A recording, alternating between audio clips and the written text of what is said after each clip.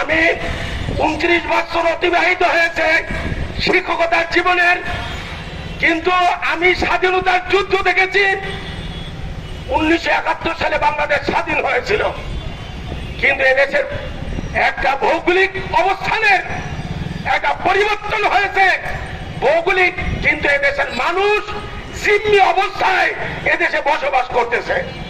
এদেশের ভিন্ন রাজনৈতিক পট পরিবর্তন হয়েছে, কিন্তু মানুষের কোন সেক্টরের কোন মানুষেরই তাদের ভাগ্যের কোন পরিবর্তন হয় নাই। এবং শেষ পর্যন্ত আমি সংক্ষেপে বলছি,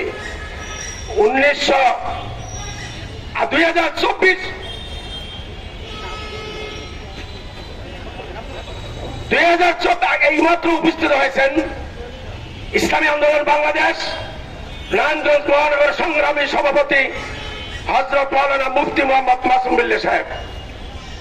তো আমি যে বলতেছিলাম, এখানে যে গণহত্যার কথাটা এখানে লেখা হয়েছে, এই গণহত্যা কাদের উপর চালানো হয়েছে, যেটাকে বলা জেনোসাইড অফ বাংলাদেশ।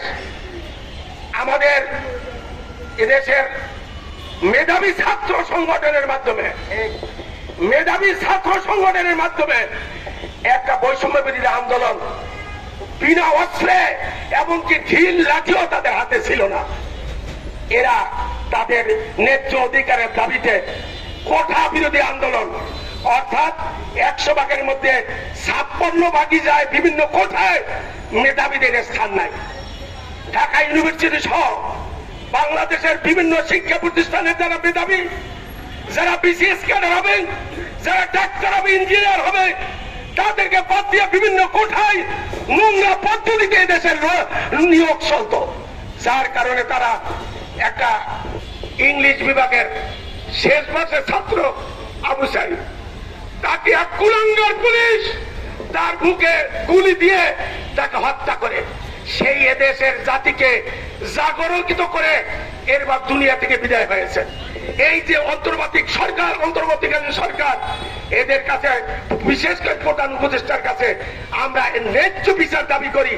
এই দেশ গঠনের আগে এই বিচার আমরা ত্বরান্বিত করার জন্য আপনাদের কাছে জোর দাবি আমার, তাদের ন্যায্য বিচার করে এবং স্পেশাল ট্রাইব্যুনালের শেখ হাসিনার নির্দেশে এবং যাদের নির্দেশে এই হত্যা হয়েছে তাদেরকে স্পেশাল আন্তর্জাতিক ট্রাইব্যুনালে হত্যার বিচার করতে হবে।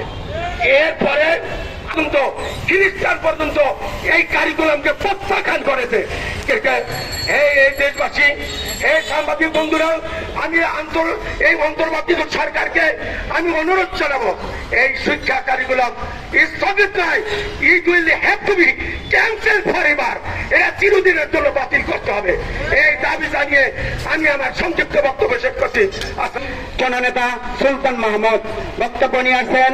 সুলতান মাহমুদ, সেক্রেটারি ইসলামী আন্দোলন বাংলাদেশ নারায়ণগঞ্জ মহানগর।